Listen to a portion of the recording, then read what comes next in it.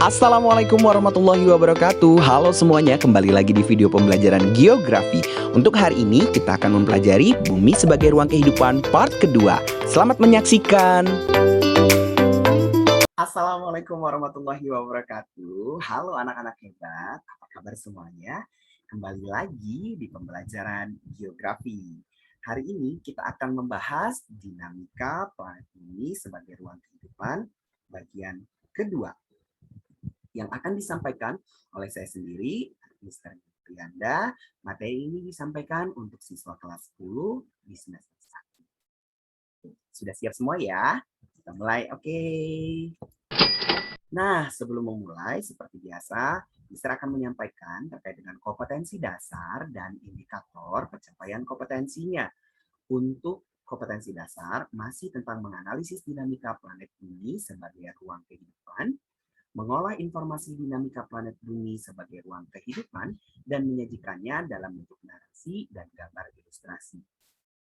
Adapun indikator pencapaian kompetensi di pertemuan 1 dan 2 masih sama, yaitu mendeskripsikan hipotesis mengenai terjadinya jagat raya tata surya, mengidentifikasi proses terjadinya bentuk dan sifat anggota jagat raya, mengidentifikasi revolusi dan rotasi bumi, menjelaskan sejarah dan perkembangan bumi, mengidentifikasi karakteristik lapisan bumi, mengolah informasi dinamika planet bumi sebagai ruang kehidupan, dan menyajikannya dalam bentuk narasi dan juga gambar ilustrasi. Nah, tujuan pembelajaran masih di mana harapannya kalian mampu mengidentifikasi, memahami, menjelaskan, mempresentasikan, menyelesaikan masalah yang berkaitan dengan pengertian proses terjadinya jagat raya, pandangan manusia mengenai jagat raya dan satuan jagat raya, serta bumi sebagai ruang dari sistem jagat raya. Nah, minggu lalu kita sudah membahas terkait dengan teori, revolusi, rotasi, kita juga sudah membahas gerhana matahari, gerhana bulan. Untuk pertemuan kali ini, kita akan fokus pada pembahasan sejarah perkembangan bumi dan juga pembahasan diawali dengan sejarah perkembangan bumi pada masa pra-Kambrium.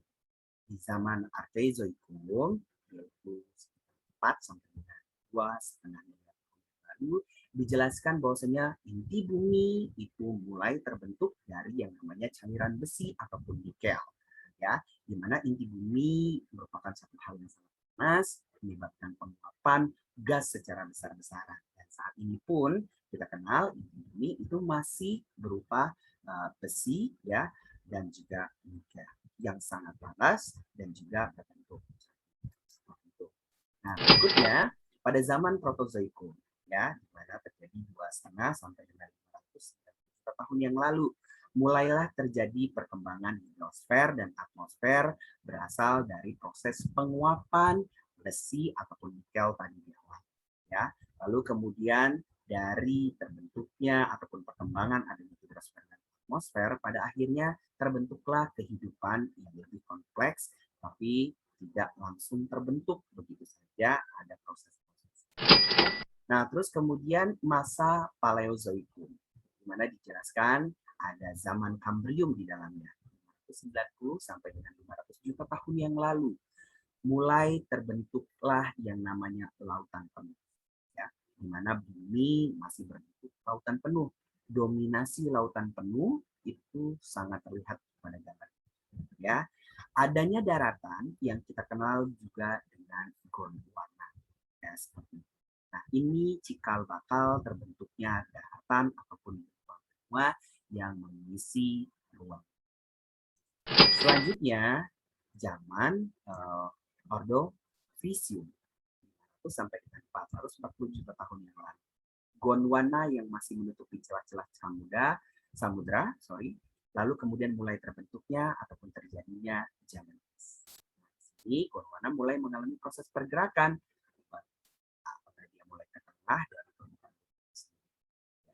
lalu kemudian laut masih menjadi dominasi. Tapi sudah kita bisa melihat ada bentuk-bentuk laut dan juga bentuk-bentuk daratan tersebut.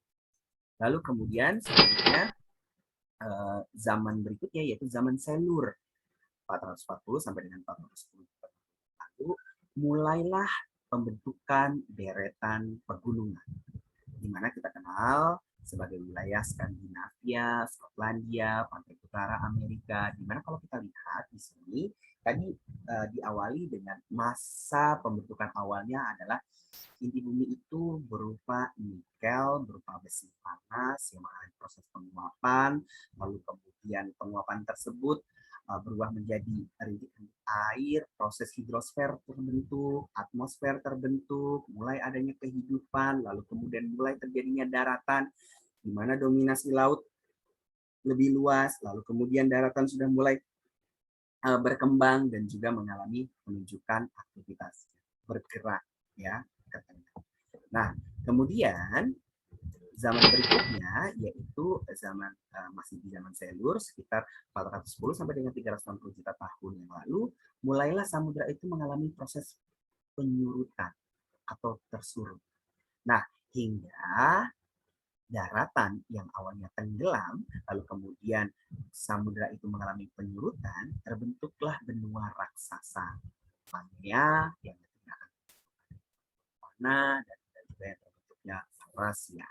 Ya, dimulai dari Pangea, lalu kemudian ada Laurasia dan juga ada nanti Gondwana. Ya, seperti itu. Masih di zaman itu. Nah, lalu kemudian muncul zaman karbon. Zaman karbon itu terjadi 360 sampai dengan 260 juta tahun yang lalu. Terjadinya penyatuan benua dan membentuk daratan yang iklimnya, wilayahnya tergantung dari letak geografis dan astronomisnya.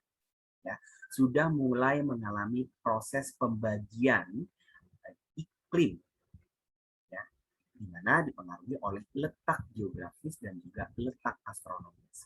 Kenal saat ini ya ada beberapa letak astronomis dan letak geografis yang menyebabkan adanya tropis, subtropis, sedang, dan juga Oke, selanjutnya ada zaman Parem di mana 360 sampai 250 lalu, di mana zaman Parem menjelaskan terjadinya pembentukan wilayah Antartika dan Afrika menyebabkan iklim kering gurun di daerah utara.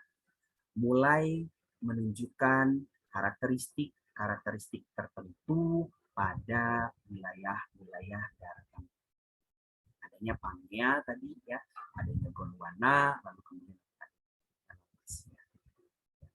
Lalu kemudian setelah zaman Parem ada zaman Trias. Zaman Trias atau masa Mesozoikum. Benua Pangea bergerak ke utara. Lembaran es di selatan mulai mencair. Jadi pada tahun 250 sampai dengan 210 juta tahun.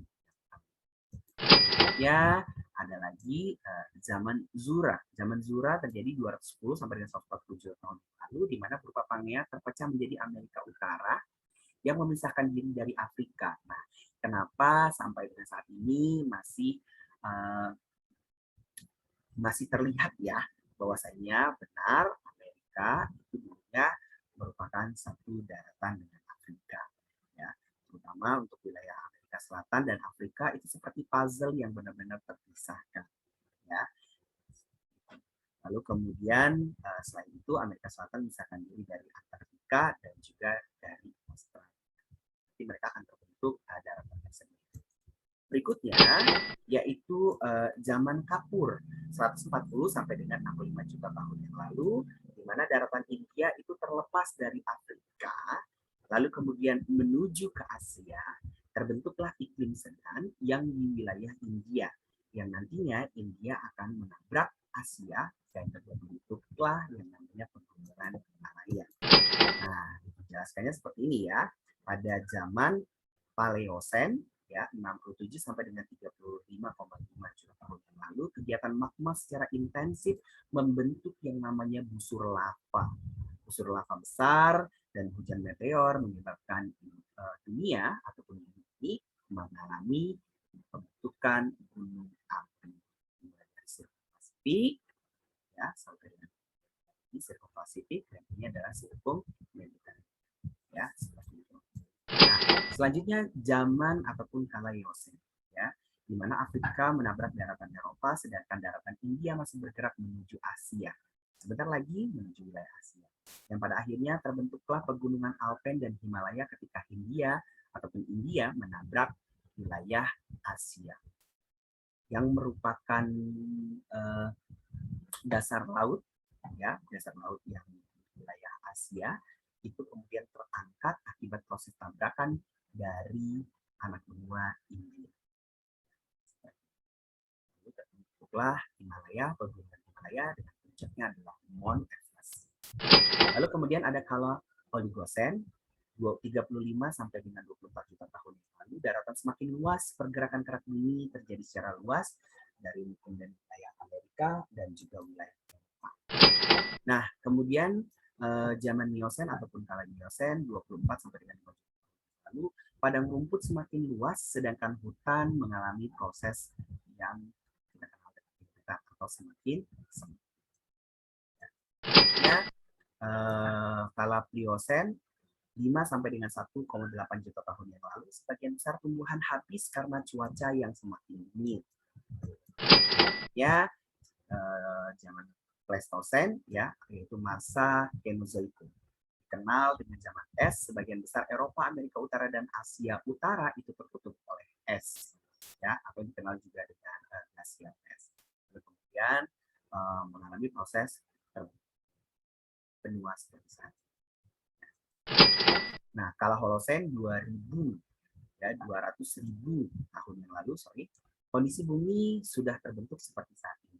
Mulailah muncul manusia modern dengan kehidupan yang lebih baik. Nah, selanjutnya kita lihat karakteristik lapisan-lapisan bumi. Ini adalah bumi ibarat seperti kue, sedang dilakukan proses pemotongan. Kita akan melihat intinya apa sih, dari inti sampai dengan kemudian terluarnya apa. Kita lihat dari yang terluar. Kerak bumi. Nah, ini kerak bumi atau benua atau lempeng yang kita tempat tinggal atau lapisan litosfer. Lalu kemudian yang kedua, mantel bumi atas. Nah, ini yang lapisan kedua, ya, yang berwarna coklat. Lalu kemudian mantel bawah bumi. Yang ketiga ini lapisan coklat ke orange-orange. Nah, ya, seperti itu. Lalu kemudian yang keempat, inti luar bumi. Nah, ini inti luar bumi, warna kuning.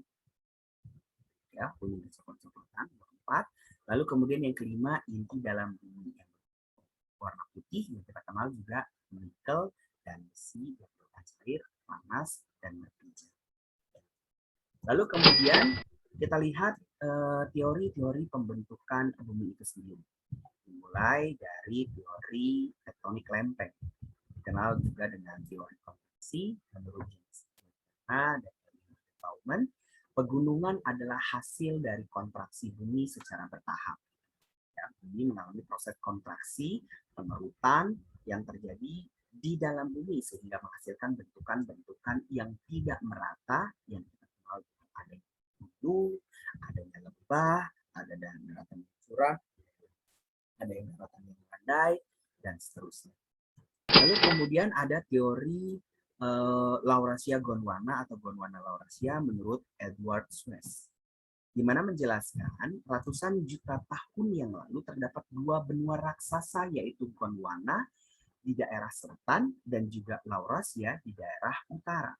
Benua-benua tersebut senantiasa bergerak hingga saat ini. Nah, ini kalau kita lihat ya, Laurasia itu akan membentuk daratan Amerika bagian utara, Eropa, dan juga Asia.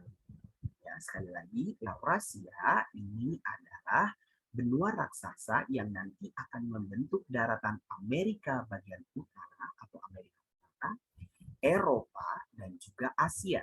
Sedangkan Gondwana yang merupakan wilayah selatan itu akan membentuk Amerika Selatan, ya, atau Amerika Latin, Afrika, lalu kemudian India, Antartika, dan juga Australia. Jadi teori Gondwana, ya, ini menjelaskan bahwasanya Gondwana merupakan benua raksasa di wilayah selatan yang membentuk nanti Afrika, India, Antartika, dan juga Australia. Nah, berikutnya ada yang kita kenal juga dengan teori apungan benua menurut Alfred Wegener. Pada mulanya terdapat pada satu benua yang sangat besar yang dikenal dengan Pangea. Lalu kemudian mengalami pergerakan terpecah sampai dengan pada posisi benua-benua saat ini.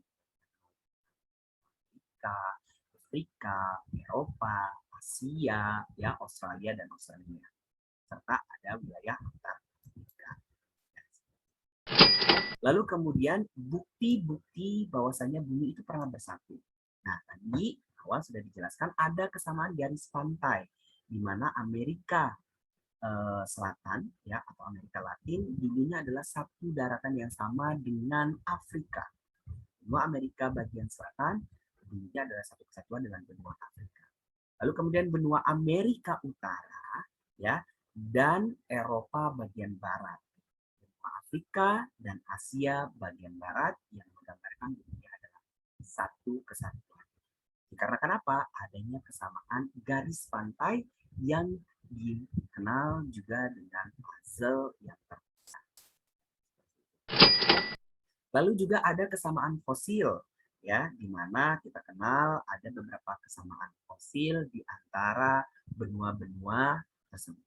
Ada seperti fosil Cycnonatus di Amerika Selatan dan Afrika, Mesosaurus di Afrika Selatan dan Afrika, ada Lystrosaurus di Afrika dan juga Amerika, ada Closoteris ya, Closoteris di Afrika, Amerika Selatan dan juga di Amerika. Ya, adanya kesamaan penemuan fosil-fosil di beberapa benua yang memiliki ciri yang sama. Lalu kemudian kesamaan jenis batuan. Nah, di sini kita lihat ya, ini dulunya adalah satu daratan dan daerah-daerah ini memiliki kesamaan. Dan dijelaskan bahwasanya salah satunya adalah pegunungan Appalachia di Atlantik, serupa dalam hal struktur dan umur batuannya dengan pegunungan di Kepulauan Inggris dan juga di Skandinavia. Kesamaan jenis batuan, struktur maupun umur batuan. Lalu kemudian ada teori pemekaran dasar samudra, di mana dijelaskan pemekaran dasar samudra terjadi karena adanya panas dari dalam bumi yang menimbulkan arus konveksi, ya seperti air dalam ceret yang dipanaskan terus berusaha untuk keluar. Ya, arus konveksi, arus panas yang berusaha untuk keluar. Nah, kemudian ada teori lempeng tektonik, ya menurut Kenzie Robert Parker, ya dijelaskan bahwasanya kerak bumi yang pecah menjadi bagian-bagian yang kecil akibat adanya aliran panas di bawah lapisan permukaan bumi. Ya, ini kita lihat beberapa bentukan-bentukan lempeng-lempeng tektonik yang membagi wilayah-wilayah benua. Ya, seperti itu. Ini lempeng Indonesia, ya, lempeng Eurasian, Eropa, Asia, dan juga berbatasan dengan lempeng Australia, dan juga kita dekat dengan lempeng Pasifik, ya, seperti itu. Lalu kemudian beberapa lempeng lainnya ada Amerika Latin atau Amerika Selatan, terus kemudian lempeng Asia, Utara, Afrika, dan sebagainya. Nah, pergerakan-pergerakan lempeng tersebut mengalami proses tabrakan.